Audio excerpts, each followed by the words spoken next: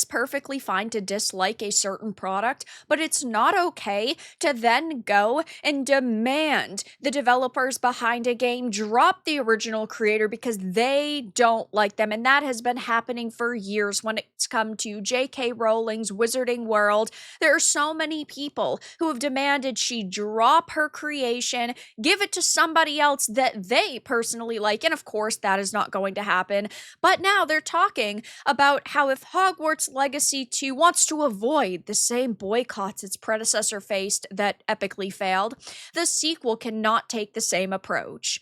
I have a few different things to show off, but before I get into the topic, if you enjoy the content I create, check out the links in the description, join the community in my live streams, and consider supporting through Patreon or YouTube memberships. Now, this is so freaking hilarious to me because, of course, J.K. Rowling is an extremely vocal, passionate person, and I don't agree with everything that she's ever said. I disagree with her on a lot, to be fair, but at the same time, I do not think that it is okay that you wish the original creator of something gives it up because you don't like them. I would never make that demand.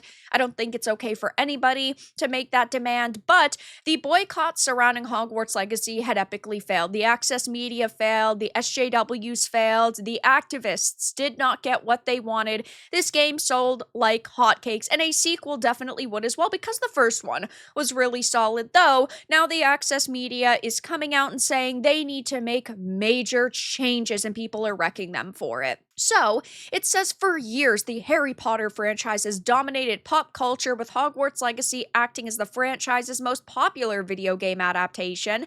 It's no wonder that controversy surrounding the franchise has sprung up at some point, as the first Harry Potter book was released almost 30 years ago. Nevertheless, it's disappointing that such a well-loved piece of pop culture has been sullied in the eyes of many Potterheads despite new content for the franchise like Hogwarts Legacy. It says J.K. Rowling has hurt many Harry Potter and Hogwarts Legacy fans. Creeping through the promotion and marketing for Legacy prior to the release was the never-ending controversy surrounding J.K. Rowling's transphobic comments. Now, of course, J.K. Rowling believes a man is a man and a woman is a woman. That is a stance 95% of humans on this planet have, but there are some people that disagree with that. Hey, you're allowed to if you really want to, though people are going to point and laugh at you, though regardless, it is her opinion, just like you have an opinion. That should be okay.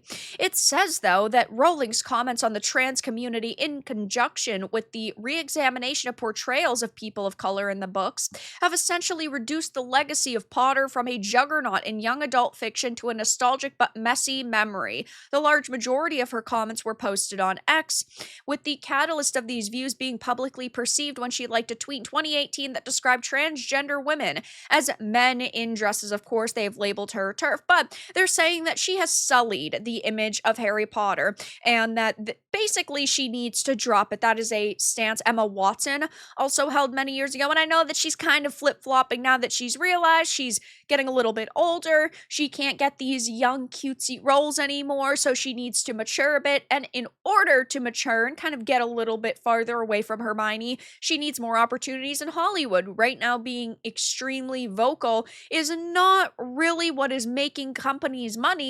And so I think that she's just trying her best to maybe get in JK's good graces again, a little bit steam, like she's not as hard-stanced as she previously was. She's just trying to change her image a little bit, though I'm never going to forget the things that she said, and I'm never going to ultimately completely forgive her either. Now, it says, though, that Hogwarts Legacy 2 will likely take the same approach as its predecessor. Good, because the game made billions of dollars. The game was a high-quality experience, and, of course, this is a perfect example of you can never make these individuals happy because there was a transgender character in this. There was a lot of diversity in this, and it wasn't in your face. It wasn't disgustingly obvious, them pushing the narrative in your face constantly. That wasn't the case, so they didn't like it, so they're not happy, and they're saying they need to change it all going forward.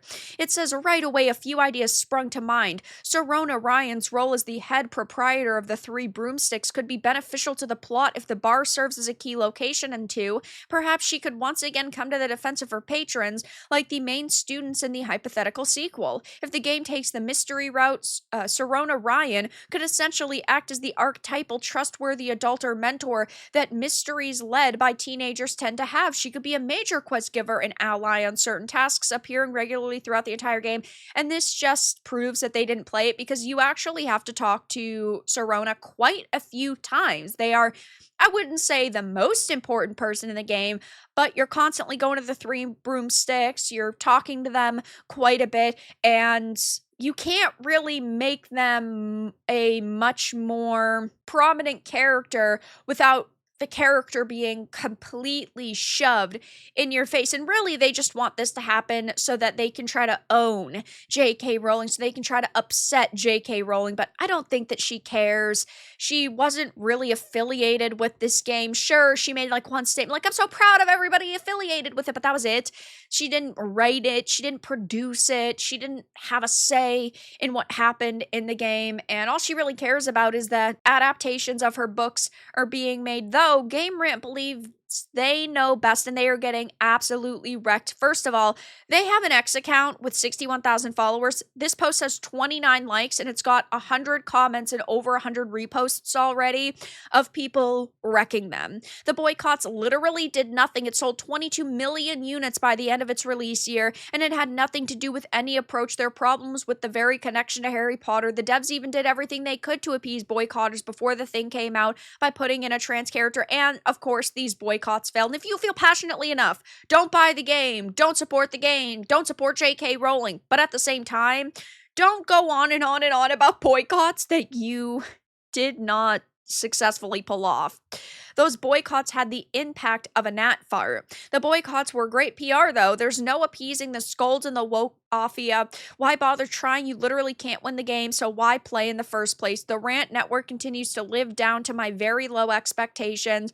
The boycott failed and actually helped the game. Why would you bring up such a bad POV? It was the best-selling game the year it was released, and it still charts. The heck are you talking about? The boycotts helped the sale, so why would they want to avoid them? It sold 30 plus million copies. I'd suggest they lean heavily into what they did already. The author of this article is an obese woman. What boycott? Can we all agree gaming boycotts don't work? A game fails because it's a bad game. And clearly this game got a lot of attention, and we knew that it was going to sell pretty freaking well, just because there are so many Harry Potter fans out there, and there are a lot of normies who are just looking to buy a big game that they think they're going to get a lot of value out of, even though if they don't buy a lot of games in a year, and that's perfectly fine. But this game really gave you almost everything you could ask for. I personally still wish that they had added Quidditch into it.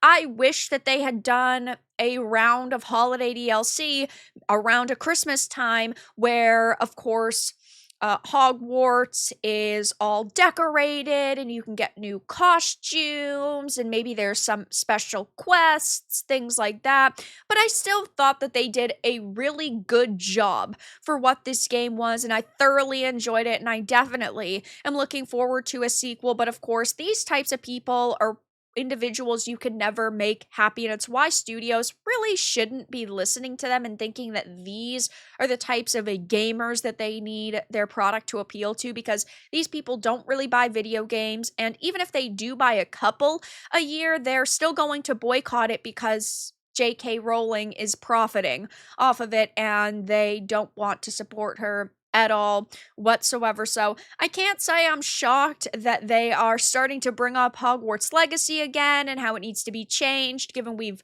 gotten so many pieces of information on the upcoming TV show. So I'm going to be covering it a lot in the future, I'm certain. But of course, these people are absolutely melting down now. But that's all that I really had to discuss in this video. Let everyone know your thoughts in the comments below. If you found this important and informative, make sure to give it a like and subscribe to the channel. And if you didn't, give it a dislike. I appreciate your support either way, but I'll talk to you all again in the next video really soon.